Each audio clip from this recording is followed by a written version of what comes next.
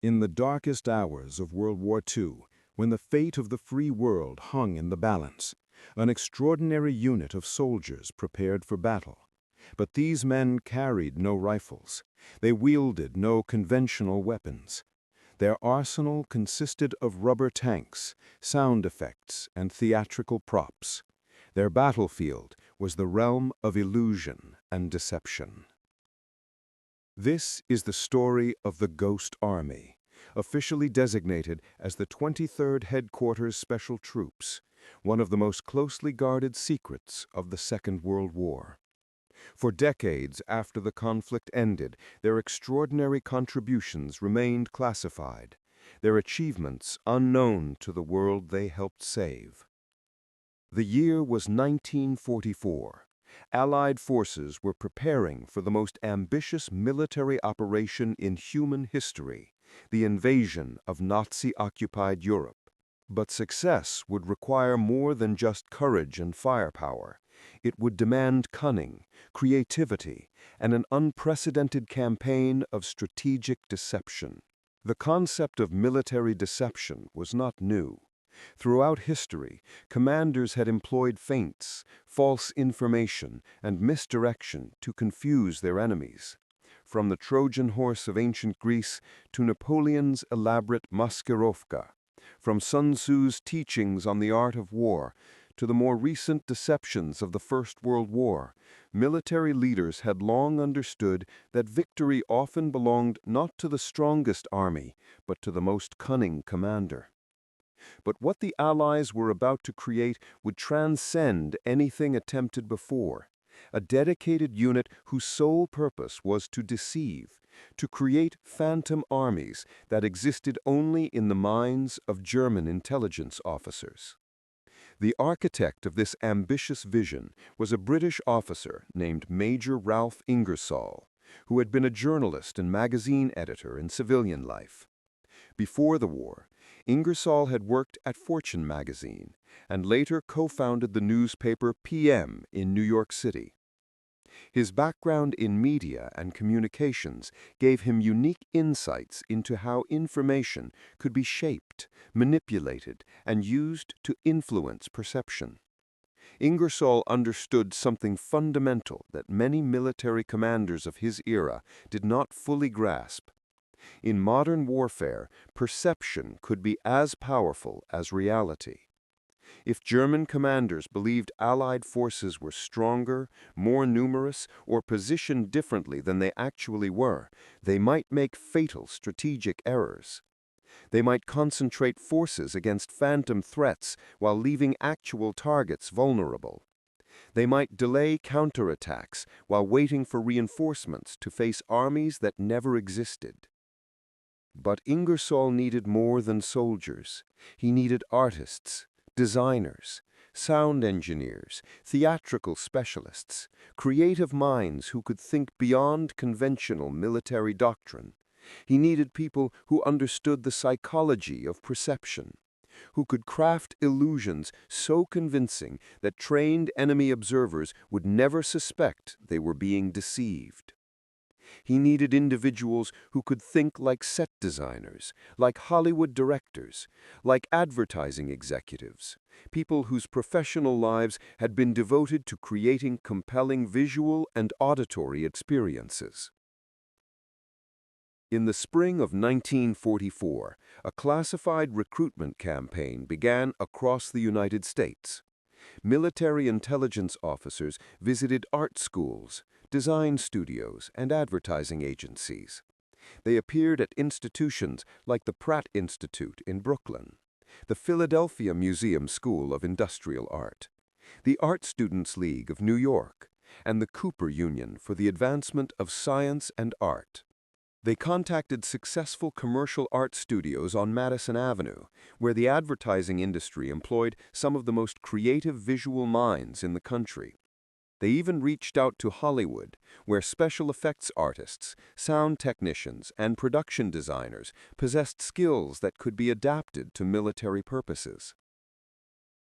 The recruitment officers sought men with unusual skills, painters who could replicate military insignia with perfect accuracy, Sculptors who understood form, shadow, and the three-dimensional qualities that make objects appear real from a distance. Sound technicians who could manipulate audio recordings and understand acoustics. And radio operators who could forge communications traffic convincingly enough to fool enemy signals intelligence professionals. Many of those recruited had no idea what they were volunteering for. They were told only that their unique talents were needed for a special assignment, one that could significantly impact the war effort. The recruitment pitch was deliberately vague, speaking in generalities about using creative skills in military applications without revealing the true nature of the work. Some men were intrigued by the mystery. Others were simply eager to serve their country in any capacity available. A few suspected they were being recruited for camouflage work or training films, never imagining the elaborate deceptions they would actually perform.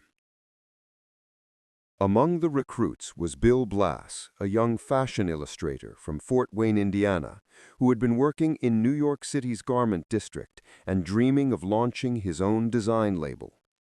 There was Ellsworth Kelly, a talented young artist from Newburgh, New York, who had been studying at the Pratt Institute and developing the visual sensibilities that would later make him one of the 20th century's most important abstract painters. Arthur Kane, who would become one of the most celebrated photographers in American history, joined the unit, as did Arthur Singer, who would later become renowned for his detailed wildlife illustrations and paintings. The roster read like a who's who of future American creative talent. There was Harold Dahl, whose architectural paintings would later hang in prestigious galleries. There was George Vandersloot, whose artist eye would help shape the unit's most convincing deceptions. There was Ned Harris, a photographer who understood how images could be composed to convey specific impressions. These creative minds, along with nearly 1,200 other specially selected soldiers, would form the core of the 23rd Headquarters Special Troops. In June 1944, as the first waves of Allied soldiers stormed the beaches of Normandy in the largest amphibious invasion in military history, the men of the Ghost Army completed their training at Camp Forrest in Tennessee and later at additional facilities where specialized skills could be refined. But this was unlike any military training program conducted anywhere in the world. Instead of learning advanced combat techniques, marksmanship, or small unit tactics, these soldiers studied stage design, audio engineering, camouflage theory, and the art of impersonation. They learned to inflate massive rubber tanks and artillery pieces that, from a distance or through aerial reconnaissance, appeared identical to the real equipment. These inflatable replicas were engineering marvels in their own right. Designed by engineers at Goodyear and other rubber companies, they incorporated sophisticated details, realistic gun barrels, accurate track patterns, properly proportioned turrets, and even weathering effects built into the rubber material itself. The soldiers learned not just how to inflate these structures, but how to position them for maximum visual effect, how to anchor them against wind, how to create supporting details that enhanced the illusion, and how to rapidly deploy and recover them under cover of darkness. They studied how to replicate the sounds of armored columns, troop movements, and military operations using specialized sound equipment. This training involved understanding basic acoustics, how sound travels across different terrain, how weather conditions affect audio propagation, how distance alters perception of specific sounds. They learned to operate sophisticated wire recorders and massive speaker systems developed specifically for the Ghost Army's mission. These speakers, capable of projecting sound over 15 miles, required careful positioning and calibration. The soldiers practiced timing sound effects to create realistic sequences, tank engines starting in a particular order, vehicles moving along roads at appropriate speeds, maintenance activities occurring at times of day when such work would normally be conducted. They practiced forging radio communications that would convince enemy intelligence they were eavesdropping on legitimate military units. This was perhaps the most technically demanding aspect of their training. Every military unit had a distinctive communication pattern, specific frequencies they preferred, particular encoding procedures, unique abbreviations and jargon, and even individual radio operators whose transmission fist or sending style could be recognized by experienced signals intelligence analysts. The Ghost Army's radio operators had to master all of these details. They studied actual communications from real units, memorizing their patterns and procedures. They learned to replicate the casual mistakes that real operators made, the occasional garbled transmission, the brief delays while consulting codebooks, the informal chatter that sometimes leaked onto supposedly secure channels. The Ghost Army was divided into 4 specialized units, each with a distinct role in the elaborate deception operations they would conduct. The 603rd Camouflage Engineers specialized in visual deception, deploying inflatable equipment, creating false installations, and staging realistic military encampments. This unit included the majority of the artists, designers, and sculptors.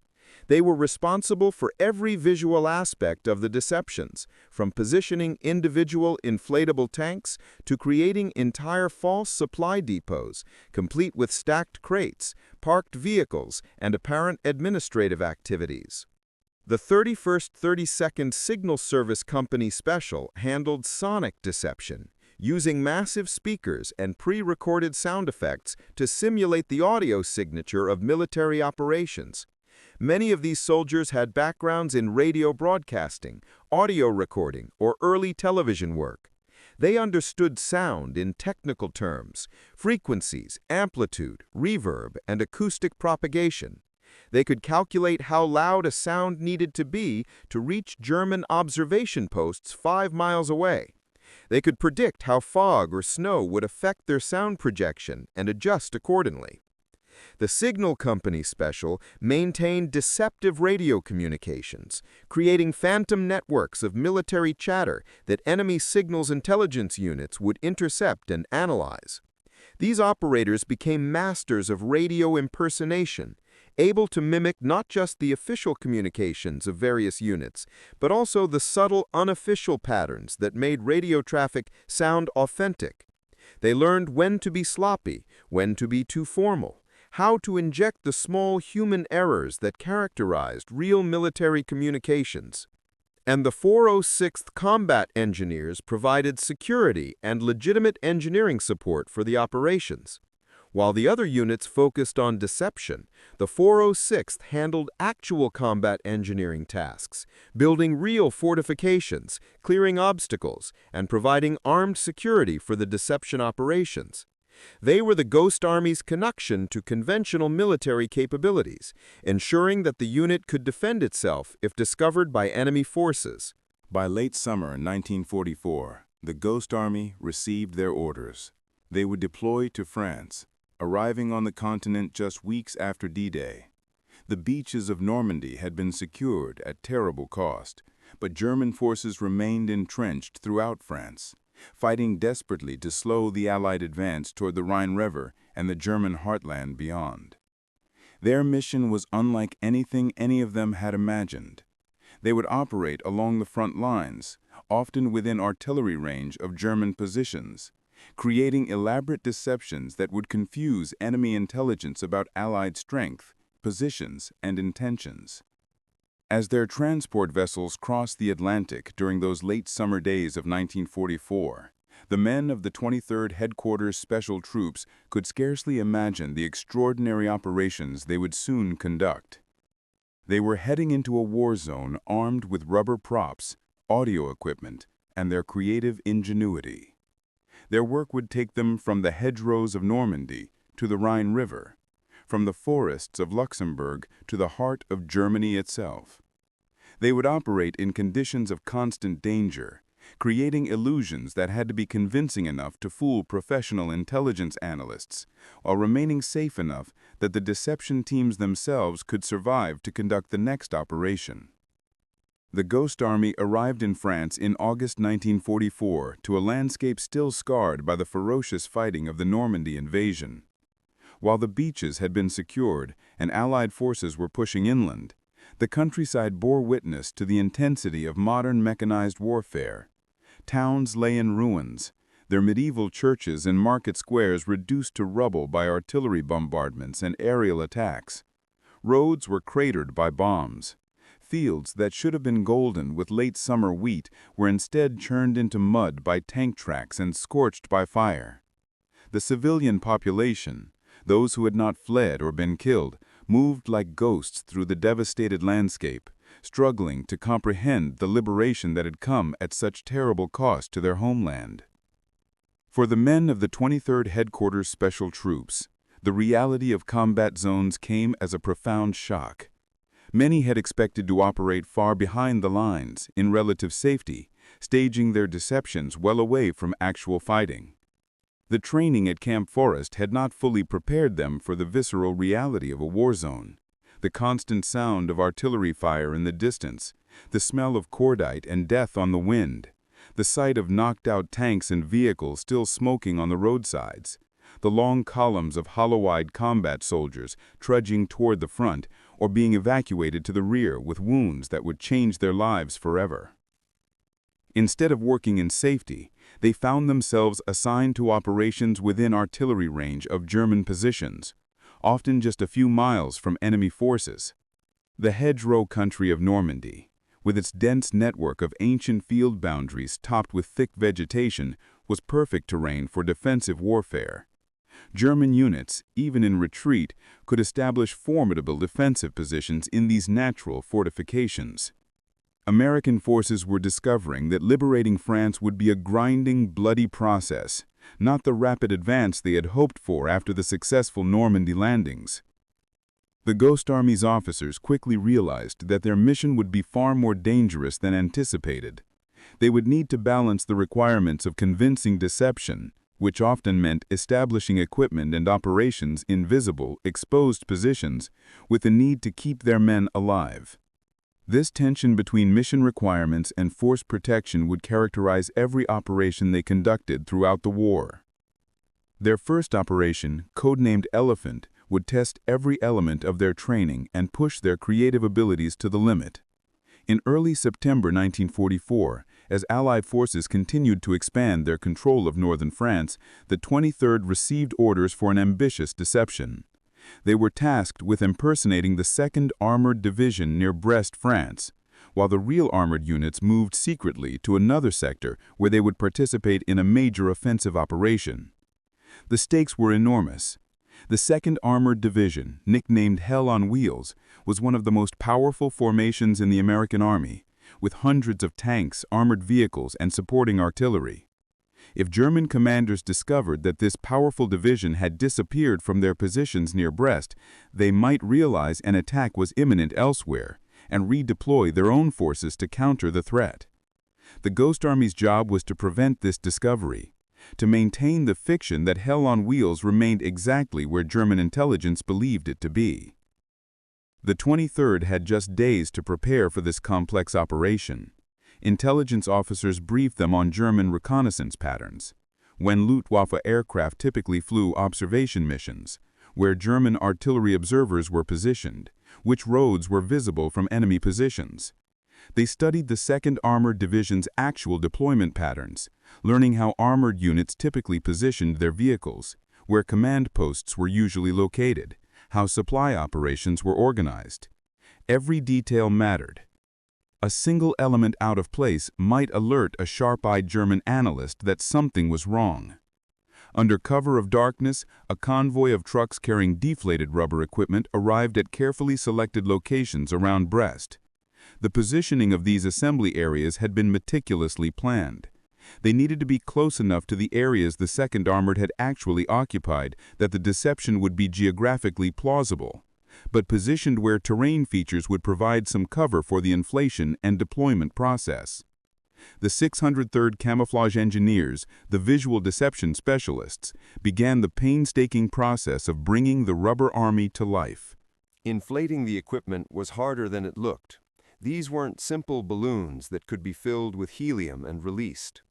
Each inflatable vehicle required careful assembly and inflation using portable air compressors. The rubber material had to be inspected for damage or weak spots before inflation. A tear or puncture could cause catastrophic failure that would reveal the deception. The inflation process itself had to be done carefully to avoid damaging the structural elements inside the rubber shell that gave the inflatable its realistic shape. A genuine Sherman tank weighed over 30 tons of armor, weaponry, and mechanical systems. It was a marvel of industrial engineering, powered by a 400-horsepower engine that could propel it at speeds up to 30 miles per hour despite its massive weight. The Ghost Army's inflatable version weighed just 150 pounds and could be carried by 4 men when deflated. The components fit in a compact carrying case that could be loaded on a standard truck. Yet when properly inflated, positioned, and secured, even trained observers had difficulty distinguishing the rubber replica from an actual tank, especially when viewed from the distance or altitude typical of aerial reconnaissance. The inflatable tanks incorporated remarkable details. The gun barrels were hollow aluminum tubes that gave them proper rigidity and visual weight. The tracks were textured rubber that, when properly positioned against the ground, left realistic-looking impressions in soft earth. The turrets could be rotated to different positions, allowing the camouflage engineers to create variety in their deployments. Some tanks apparently scanning for threats to the left, others oriented right, creating the natural variety that would be seen in a real tank formation. But visual deception alone wasn't enough to fool sophisticated German intelligence. Real armored divisions created distinctive patterns of activity, sound, and movement. They generated radio traffic, produced noise from their engines and operations, created supply requirements that necessitated truck convoys, and housed thousands of soldiers who needed food, shelter, and medical care. The Ghost Army had to replicate every aspect of this complex signature. The 3132nd Signal Service Company positioned their sonic deception equipment at strategic points around the false encampment. These massive speakers were engineering marvels in their own right. Each unit weighed several hundred pounds and required careful positioning to achieve optimal sound projection. The speakers were connected to wire recorders, playing carefully crafted audio programs. These recordings had been made at actual American armored units over many weeks, capturing the authentic sounds of tank engines starting with their distinctive rumble, tracks clanking across different types of terrain, trucks moving equipment with characteristic gear changes and engine notes, maintenance activities with the clang of tools on metal, and commands being shouted in the organized chaos of an armored unit's daily operations. The sonic operators, many of whom had worked in radio broadcasting or the early television industry before the war, understood that sound needed to be layered and timed perfectly to create a convincing audio environment. They synchronized multiple playback systems, creating an audio landscape that replicated the complex soundscape of a genuine armored division preparing for combat operations. Tank engines would start in a realistic sequence, not all at once, which would sound staged, but gradually, as maintenance crews brought vehicles online according to a typical morning startup routine.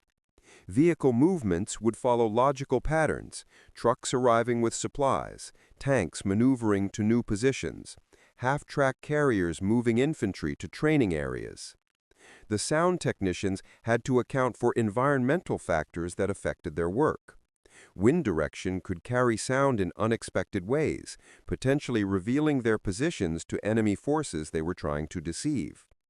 Temperature inversions could create acoustic phenomena that either enhanced or diminished sound propagation.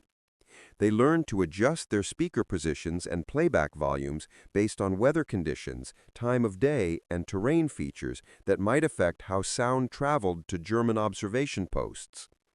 Meanwhile, the signal company Special began broadcasting radio traffic that mimicked the communication patterns of the 2nd Armored Division. Their operators, sitting in radio trucks carefully positioned to match where genuine communication equipment would be located, sent coded messages, routine reports, and administrative chatter across military frequencies. They used the correct call signs, the proper encoding procedures, and the authentic frequency management protocols that the real 2nd Armored Division employed. German signals intelligence units, constantly monitoring Allied communications from listening posts scattered across their defensive lines, would intercept these transmissions and add them to their intelligence assessments. The Ghost Army's radio operators knew their enemy was listening. In fact, they counted on it. Every transmission was crafted with the assumption that German signals analysts would intercept, decode, and analyze it. Therefore, every message had to be not just plausible, but perfectly authentic in tone, content, and pattern. The radio operators developed elaborate personas, mimicking the distinctive fist, the individual sending style, of genuine operators in the real 2nd Armored Division. Just as handwriting can identify an individual, experienced radio operators develop distinctive patterns in how they send Morse code. The rhythm, the spacing between characters, the slight variations in timing, all create a signature that skilled analysts can recognize. Some Ghost Army operators had even studied recordings of actual transmissions from the 2nd Armored Division, learning the rhythms, abbreviations, and habits of specific operators they were impersonating. They became, in effect, method actors portraying radio operators, inhabiting their roles so completely that German intelligence would never suspect they were listening to a performance.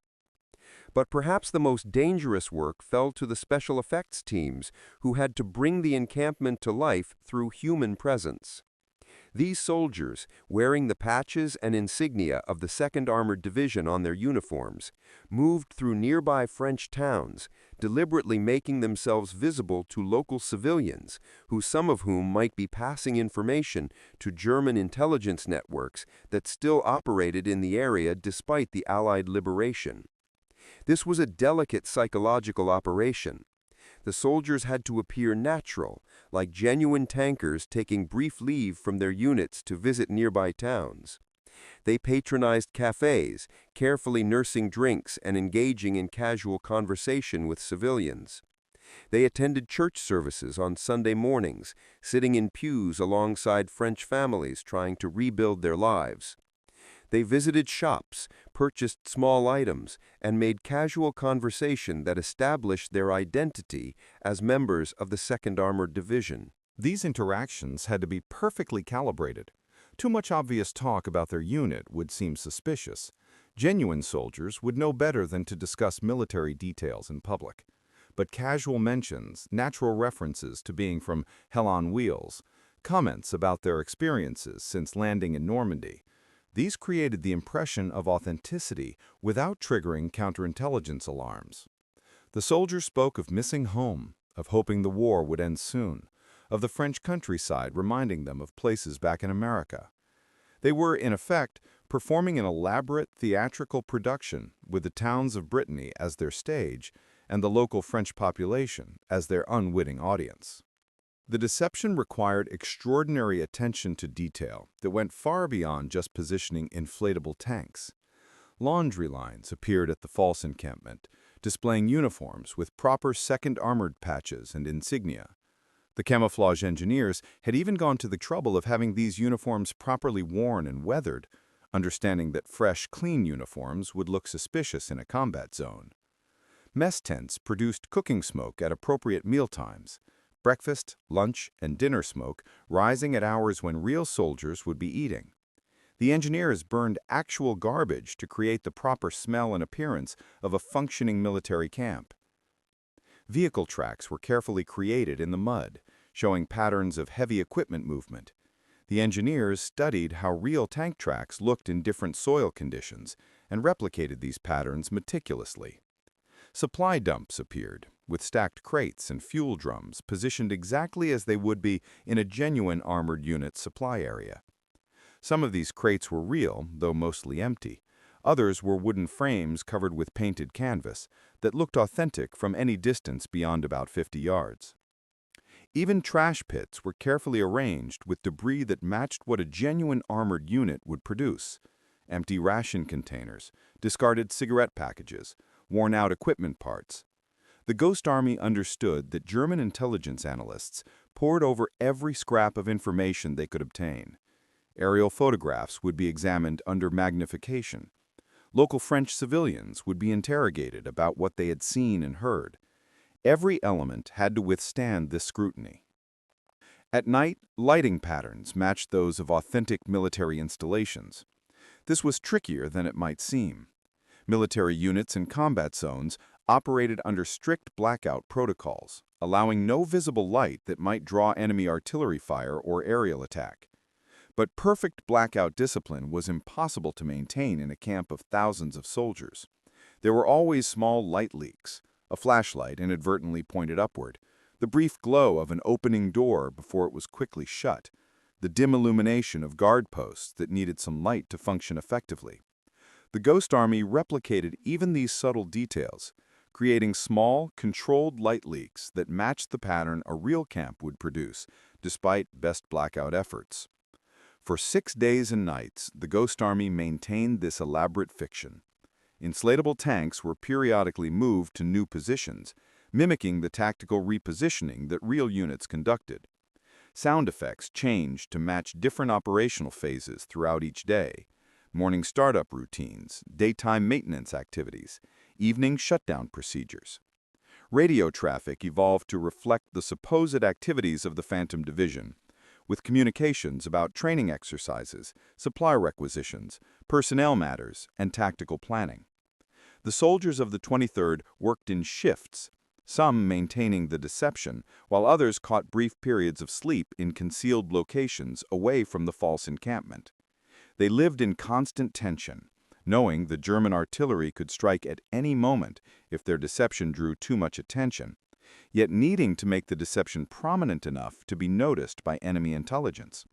Several times during the operation, German artillery shells landed close enough that the concussion could be felt, close enough that shrapnel whistled overhead. The men learned to distinguish between different types of incoming fire by sound alone: the whistle of smaller artillery, the deeper roar of heavy guns, the particular sound that meant shells were landing close by. Then, under cover of darkness on the operation's final night, the Ghost Army vanished as completely as they had appeared. Within just a few hours, every inflatable tank had been deflated and packed away into its compact carrying case. Sound equipment was loaded onto trucks. Radio transmissions ceased abruptly. The false supply dumps were dismantled, the laundry lines taken down, the mess tents packed up. The 1,000-man unit moved out in a carefully orchestrated withdrawal, leaving behind only empty fields and silent forests. The speed of this breakdown was itself a carefully rehearsed element of their operations. They needed to be able to disappear rapidly if enemy forces approached, or if their deception was compromised. German intelligence, analyzing their aerial photographs and signal intercepts over the following days, had no idea that the 2nd Armored Division they had been tracking near Brest was entirely fictional. The photographic interpreters saw what looked like tank formations. The signal analysts decoded radio traffic that matched the 2nd Armored Division's communication patterns. The reports from French civilians mentioned seeing American tankers in nearby towns. Every element pointed to the same conclusion.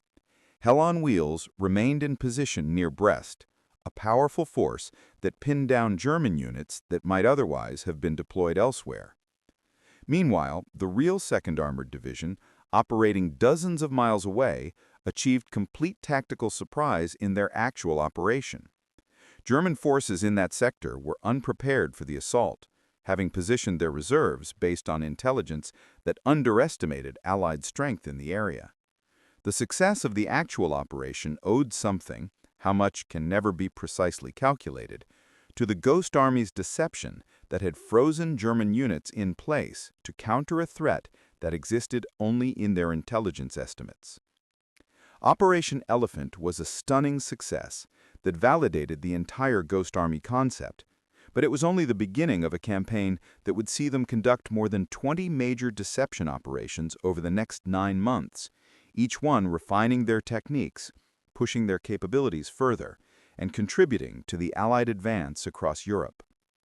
As autumn arrived in 1944, bringing shorter days and deteriorating weather to the battlefields of Europe, the Ghost Army refined their techniques with each new operation. They learned valuable lessons, sometimes through near disasters that taught them what not to do, sometimes through innovations that made their deceptions more convincing, always adapting to the evolving intelligence contest with their German adversaries. During Operation Brest, conducted in mid-September as Allied forces worked to secure the strategic port city, they discovered that German artillery observers were watching their positions more carefully than anticipated. Several shells landed uncomfortably close to concentrations of inflatable equipment, near enough that soldiers could hear shrapnel tearing through the canvas and rubber. One shell landed within 50 yards of a group of inflatable tanks, spraying the rubber surfaces with mud and debris. Fortunately, the shell didn't score a direct hit, which would have revealed the nature of the equipment to any observers, but the experience was terrifying for the soldiers working around the inflatables. The men quickly realized that their phantom armies needed to appear realistic enough to draw German attention and be included in enemy intelligence assessments, but not so convincing or threatening that they became priority targets for artillery bombardment. This created a delicate balance. Too obvious, and they might provoke the very attacks they feared. Too subtle, and German intelligence might not notice them at all, rendering the entire deception worthless. They developed new protocols based on these hard-learned lessons. Inflatable equipment would be positioned near genuine military assets when possible, allowing the deception to benefit from the defensive measures protecting real units, but never clustered so densely that German bombardment seeking to destroy the phantom units would be inevitable. They learned to disperse their inflatables in patterns that matched how real units deployed for protection against artillery. Spread out enough that a single barrage couldn't destroy an entire formation, but close enough to maintain unit cohesion. Sound effects would be powerful enough to be heard by enemy observers at known German observation posts, but calculated to avoid provoking massive artillery response. The sonic teams developed sophisticated judgment about volume levels and timing. They learned that constant, loud sound drew destructive attention, while varied, realistic patterns of activity suggested a legitimate military presence without marking itself as a priority target. The Ghost Army also learned to exploit German reconnaissance patterns with increasing sophistication. Luftwaffe observation flights, despite the Allies' growing air superiority, still occurred at somewhat predictable times and altitudes. German aircraft typically flew reconnaissance missions in early morning or late afternoon, when the angle of sunlight created shadows that made ground features easier to identify and photograph. The 603rd Camouflage engineers timed their inflatable deployments to coincide with these expected reconnaissance windows. Fresh tank tracks would be created in soft ground just before German observation planes were anticipated overhead, ensuring that photo interpreters examining the developed film would see evidence of recent vehicle movement. They learned to think like intelligence analysts, to understand what details would be noticed in aerial photographs and what would be overlooked. Tank turrets were positioned at varied angles to create natural-looking variety. Camouflage netting was deployed over some vehicles but not others, matching the inconsistent patterns typical of real military units, where some crews were more diligent about camouflage discipline than others. Mock supply operations were staged during times when reconnaissance aircraft might observe them, trucks apparently delivering fuel or ammunition to the phantom units. In late September 1944, the Ghost Army received orders for Operation Wiltz, their most ambitious deception yet.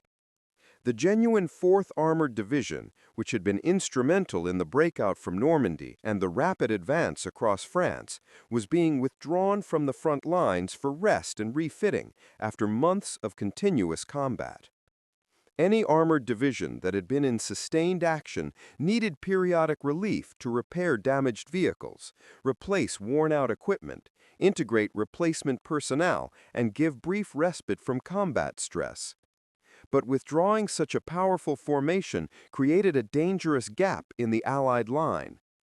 German intelligence would certainly notice the Fourth Armored's absence and might exploit the weakness by concentrating forces against the sector they had vacated.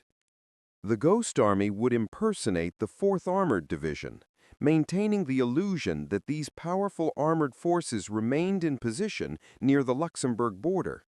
This operation introduced new complications and challenges that would test everything they had learned. Unlike previous missions that lasted days, Operation Wiltz would continue for weeks. The Ghost Army would need to maintain a sustained, evolving deception while operating in dangerous proximity to German forces in one of the most contested sectors of the front. The terrain around Luxembourg presented both opportunities and challenges. The rolling, heavily forested country provided excellent cover for setting up and concealing deception equipment. But the dense forests also limited lines of sight, making it harder to create visual impressions that German observers could see.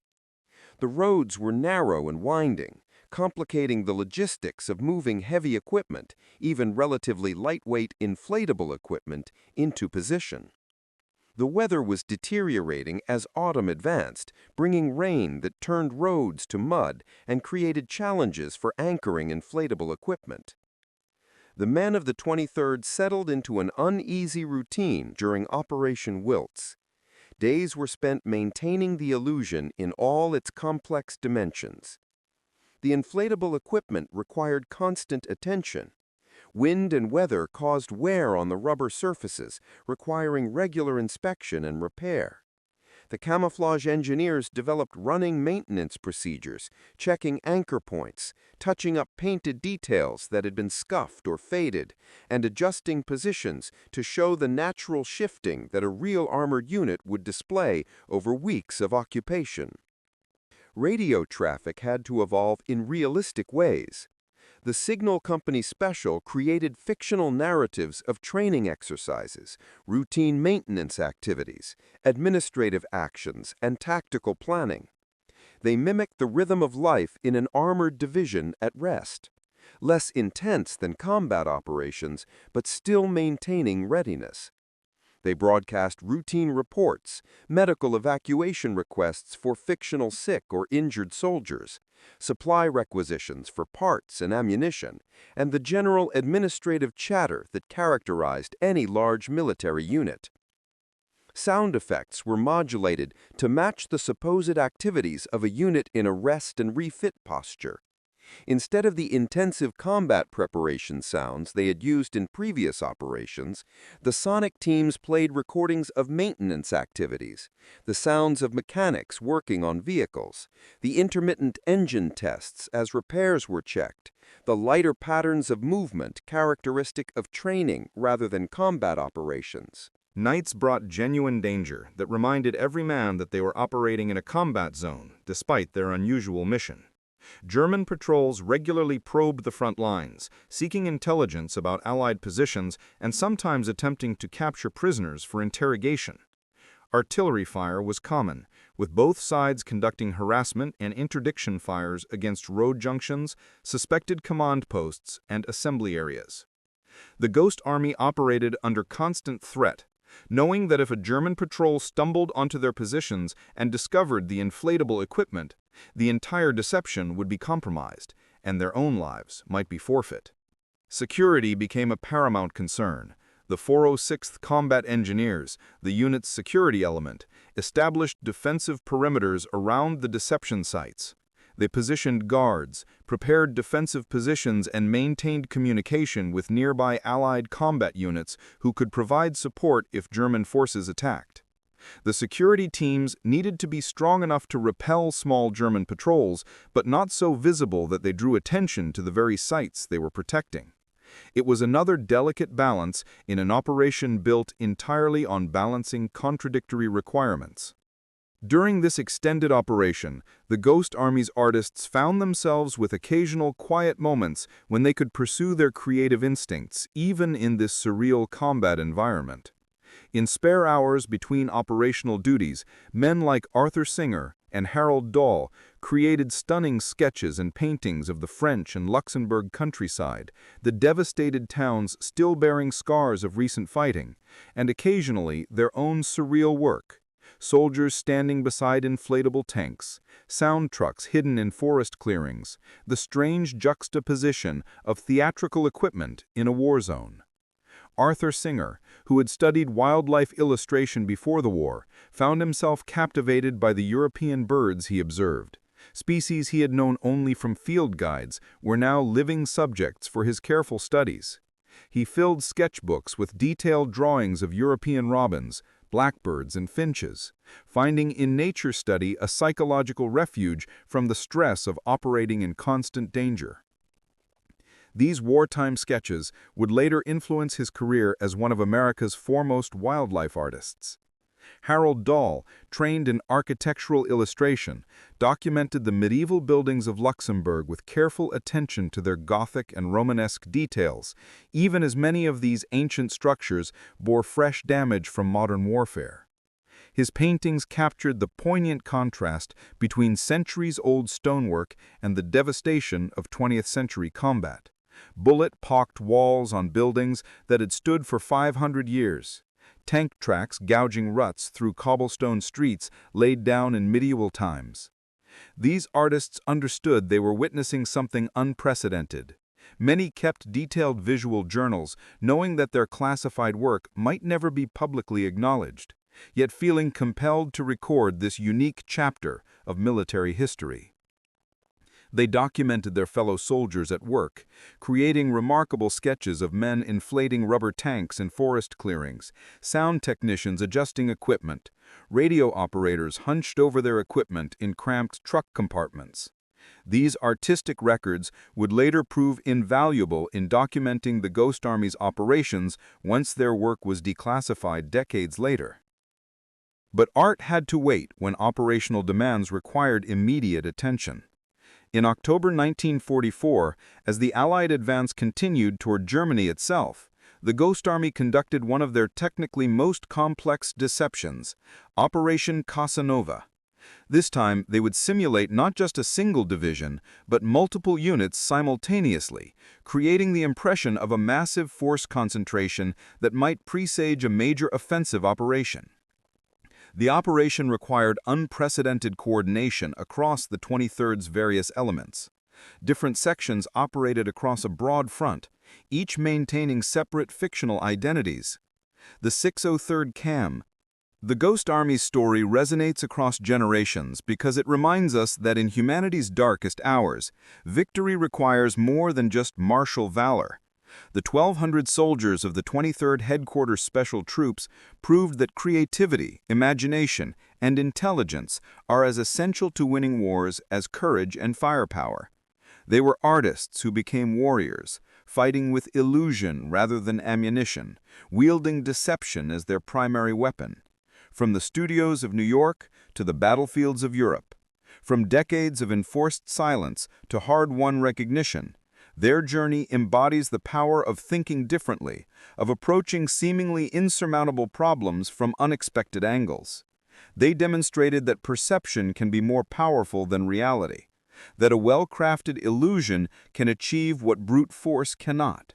The Ghost Army saved thousands of lives, not by destroying the enemy, but by deceiving him, by making German commanders see armies that existed only in imagination, hear threats that were merely recordings, and fear attacks that would never come.